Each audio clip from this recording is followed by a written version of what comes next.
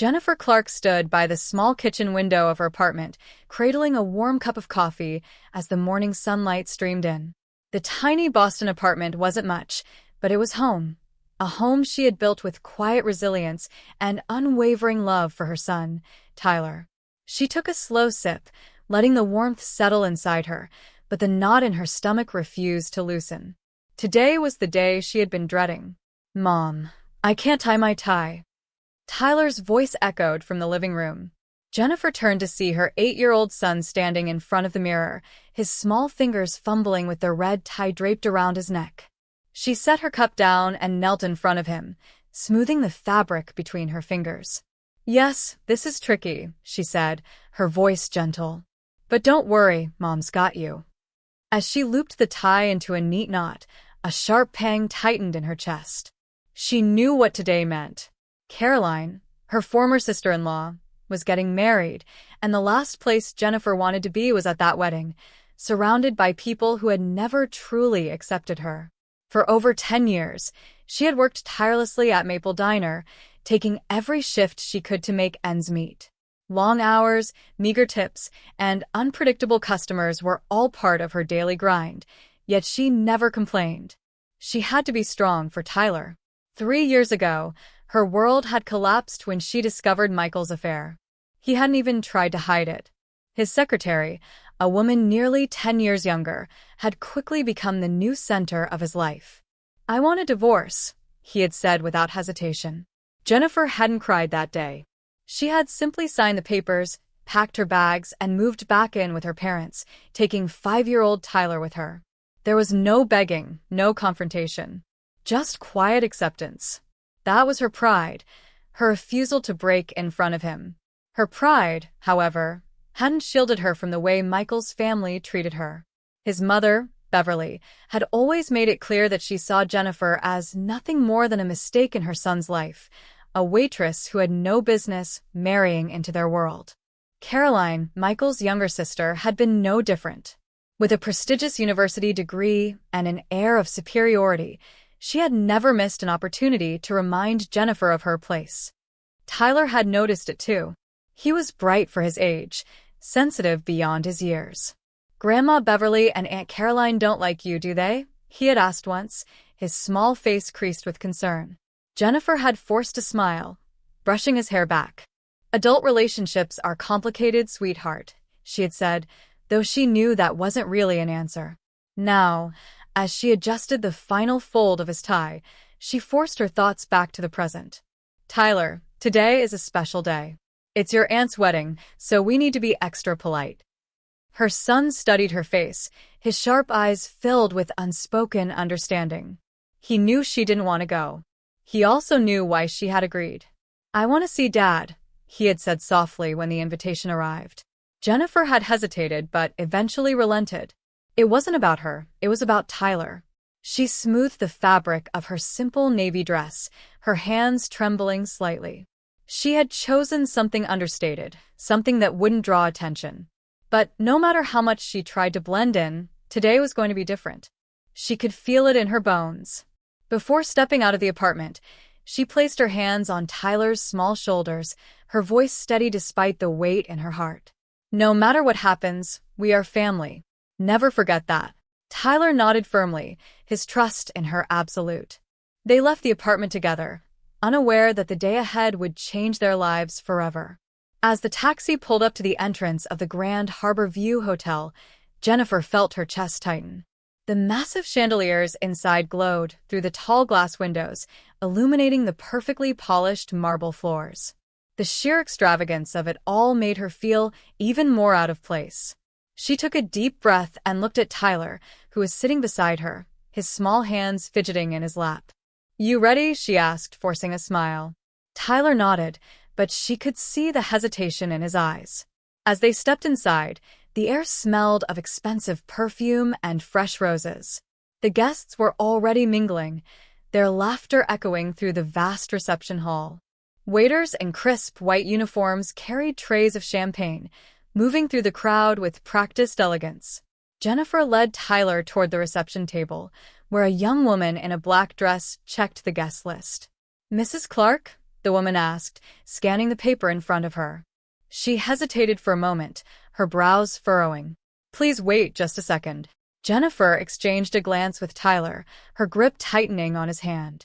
The receptionist whispered something to another staff member, who then glanced at Jennifer and nodded before disappearing into the crowd. Something was wrong. A moment later, the receptionist returned with a nervous smile. Right this way, please. Jennifer followed her through the grand hall, passing elegantly dressed guests who barely spared her a glance. Then she saw their table. For a moment, she couldn't process what she was looking at. Her breath caught in her throat as she read the name tags in front of their seats. Single mother waitress. She blinked, her stomach twisting. Tyler's name tag sat beside it. Single mother's child. A chill ran down her spine. The humiliation was sharp, cutting through her like a blade.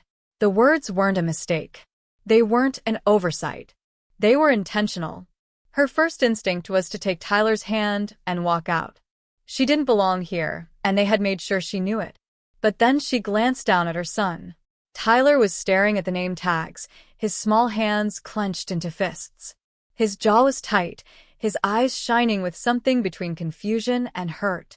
Jennifer swallowed the lump in her throat, forcing herself to stay calm.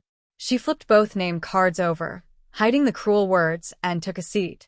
It's okay, sweetheart, she said softly. Just a bad joke. Tyler didn't respond. He simply sat down beside her, his expression unreadable. The hall continued to fill, guests taking their seats, glasses clinking as the celebratory mood spread. And then Beverly arrived. Dressed in a silver-gray gown with pearls glittering at her neck and ears, she moved through the crowd with the confidence of a queen. When her gaze landed on Jennifer, she tilted her head, an almost imperceptible smirk tugging at the corner of her lips. "Oh, Jennifer. You came," she said, her voice dripping with mock surprise. "And little Tyler, too. How nice."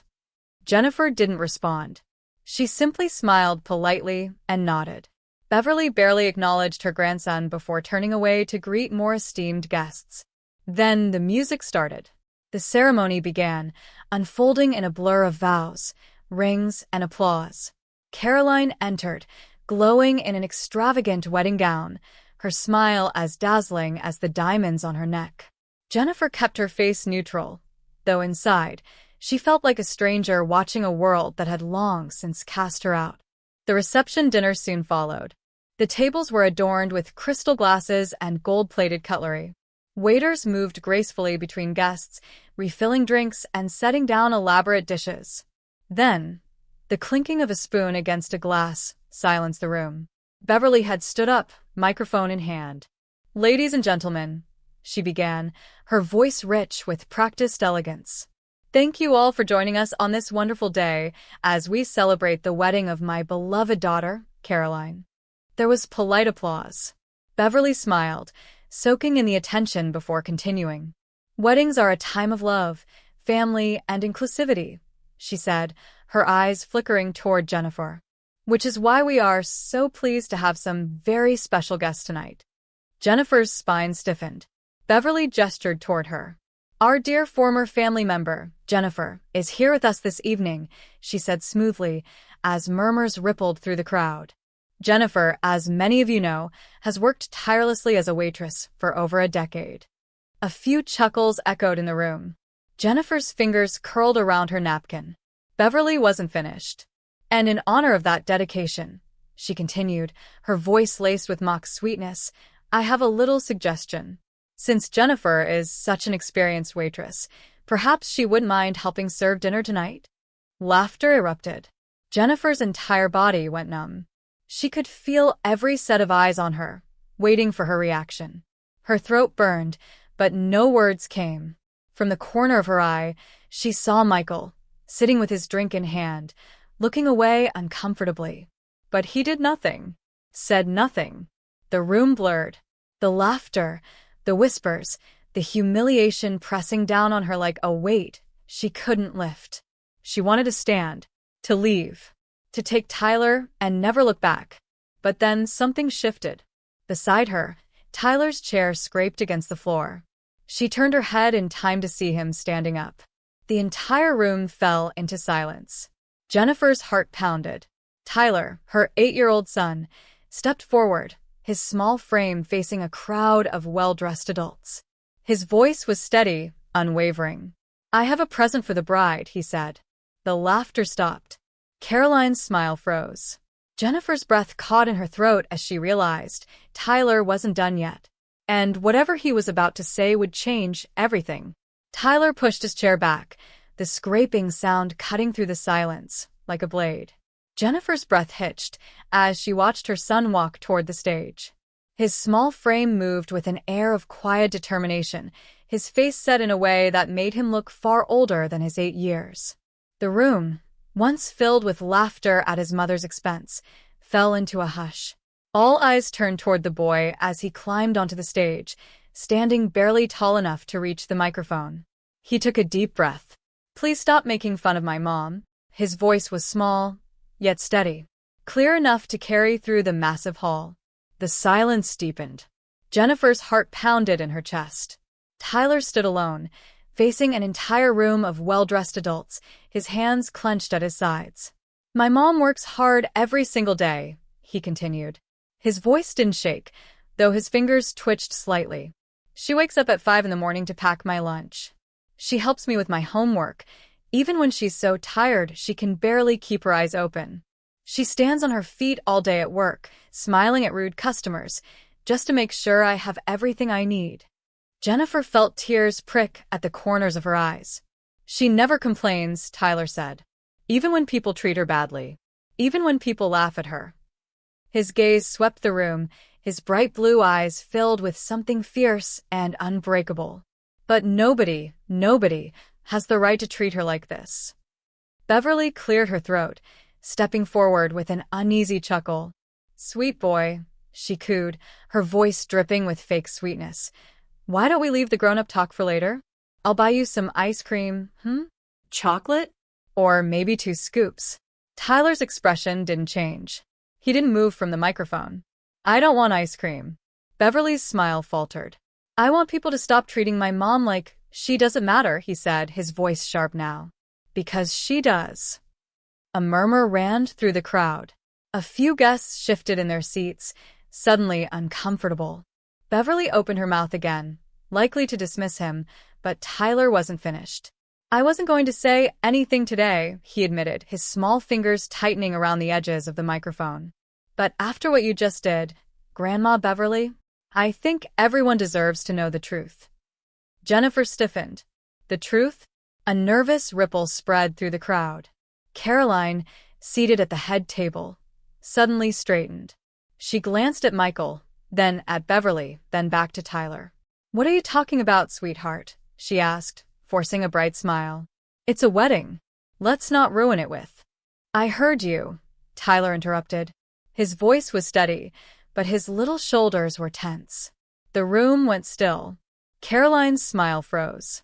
Michael sat rigid in his chair, his fingers gripping the edge of the table. Tyler swallowed hard, but his eyes didn't waver. "3 days ago, I went to your house, Aunt Caroline," he said.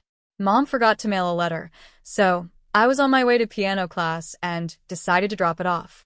But when I got there, I saw Dad's car outside." Michael's face paled.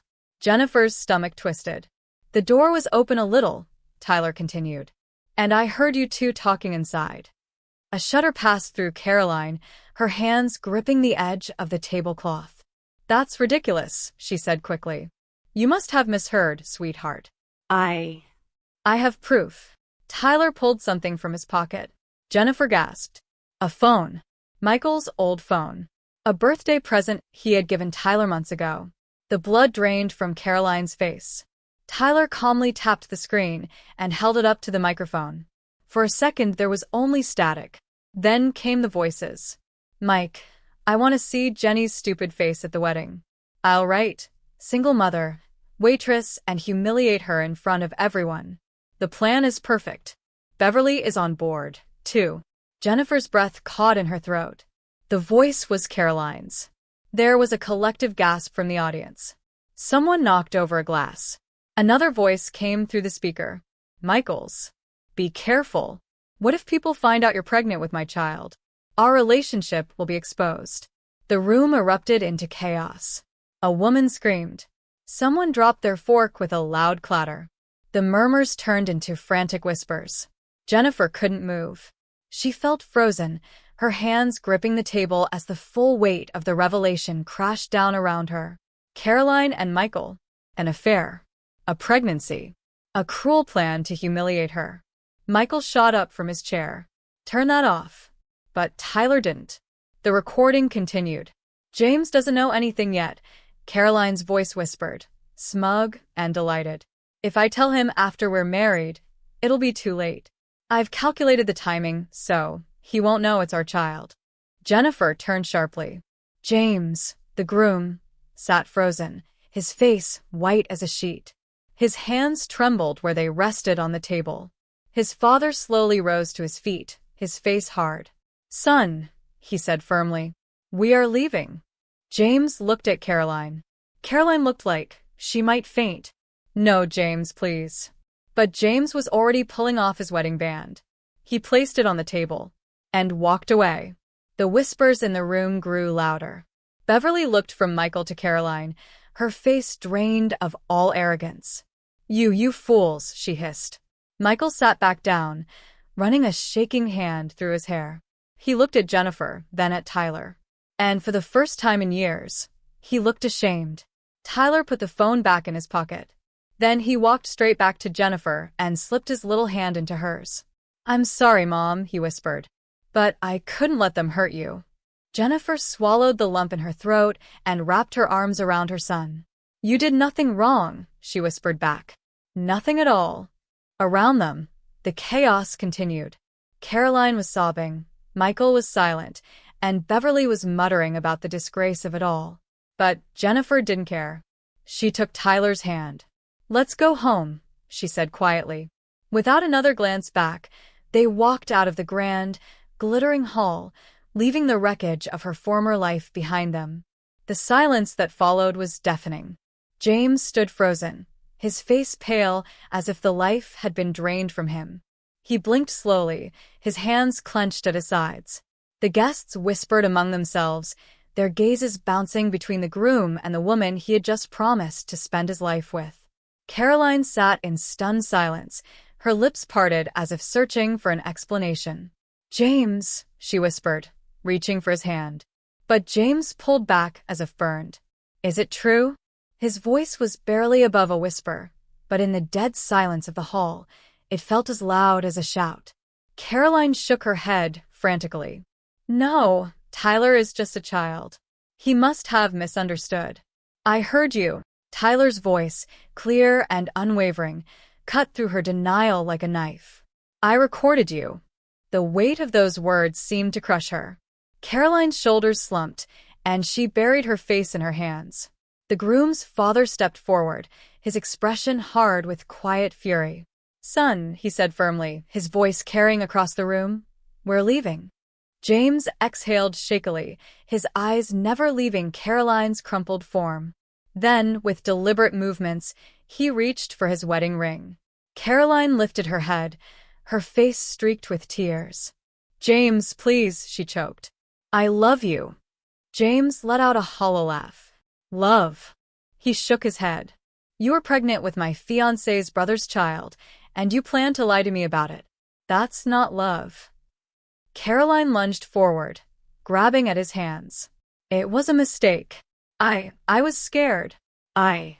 James stepped away, shaking his head.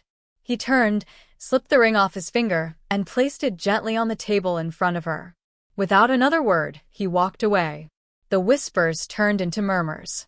Gasps of disbelief, hushed conversations, the shuffle of guests getting up from their seats. James's parents led the way out of the hall, their guests following.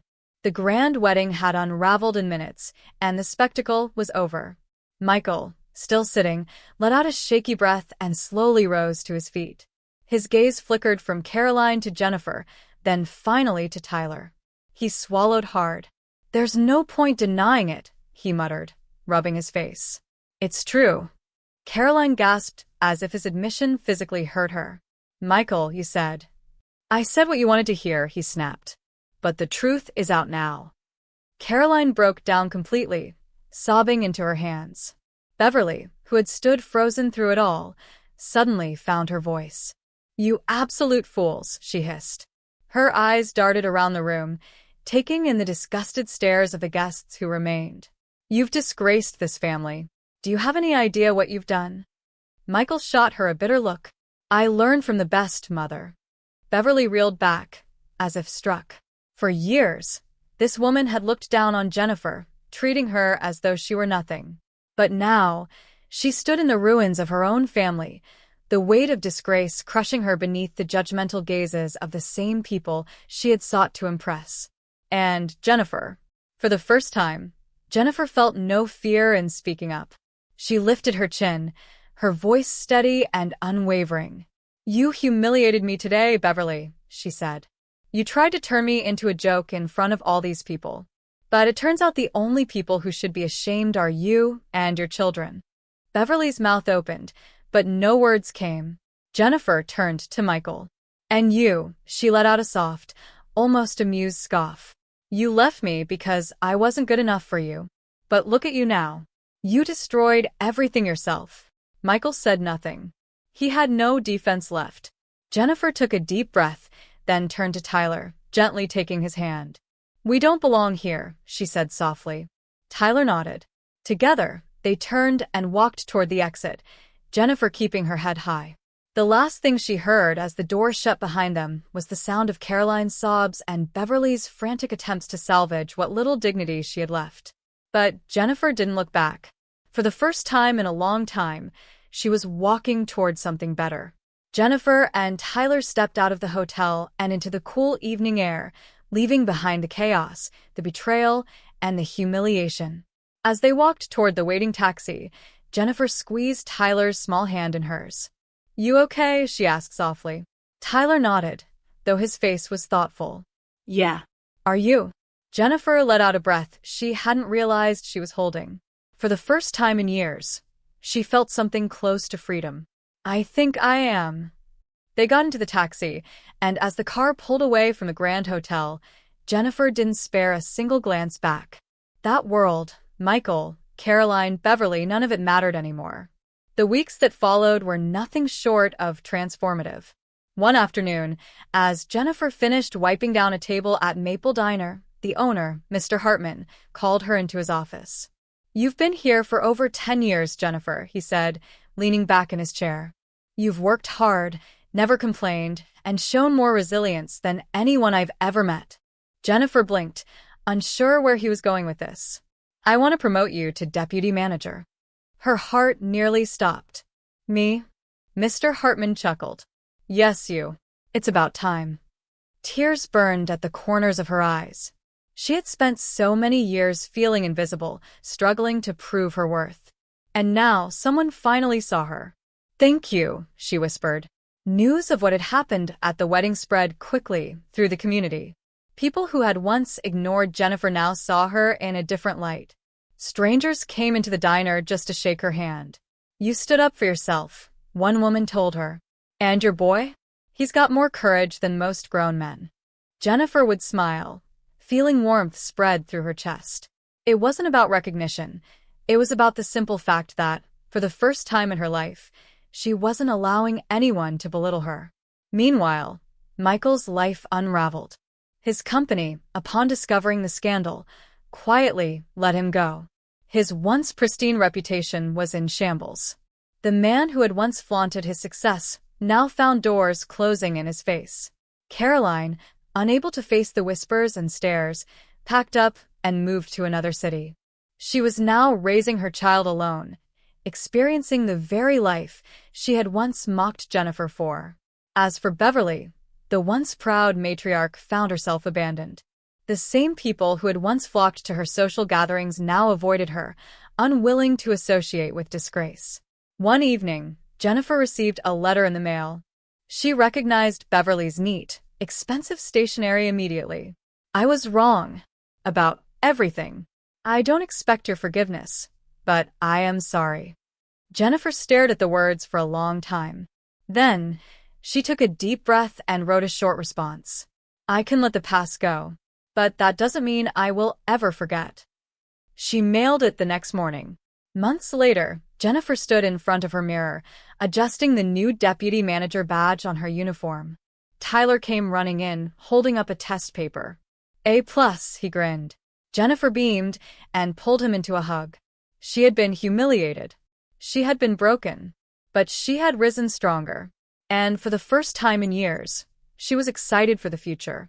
Jennifer sat on the couch, her legs tucked beneath her, watching as Tyler spread his books across the coffee table.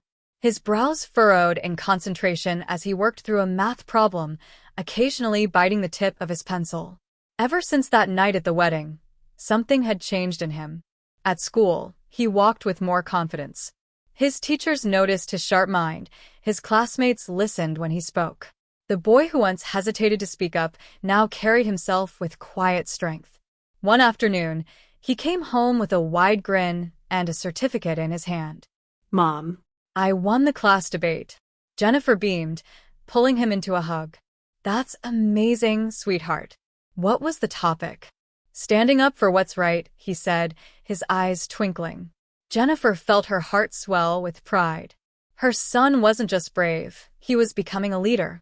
Meanwhile, her own life had taken a new direction. 3 days a week, after her shifts at Maple Diner, she attended night classes at the local community college. Sitting in a classroom again after so many years felt strange at first, but she had never been more determined. She was finally pursuing what she had given up long ago, a degree in nutrition. One evening, as she flipped through her textbook at the kitchen table, Tyler sat across from her, resting his chin on his hands. Mom, he asked thoughtfully, can you own a restaurant one day? Jennifer looked up, surprised. A restaurant?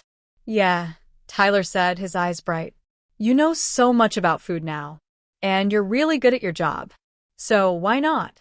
Jennifer smiled, warmth spreading through her chest. Yes, she said, reaching over to ruffle his hair. I can. And I just took the first step. Tyler grinned. Then one day, when you own the best restaurant in town, I'll be your first customer. Jennifer laughed. Deal. Later that night, they curled up on the couch, a bowl of popcorn between them. The TV played one of Tyler's favorite movies, and Jennifer found herself finally relaxing, letting go of the weight she had carried for so long. As Tyler leaned his head against her shoulder, she ran her fingers gently through his hair. For years, it had felt like the world was against them, that they were always fighting to prove their worth. But not anymore. They had faced humiliation, betrayal, and heartbreak. But instead of letting it break them, they had risen stronger. Jennifer knew there would still be challenges ahead. Life was never easy. But now, she wasn't afraid of the future. She glanced down at Tyler, who was already half asleep, his face peaceful. Their story wasn't one of loss. It was one of resilience, of courage, of love. And it was only just beginning.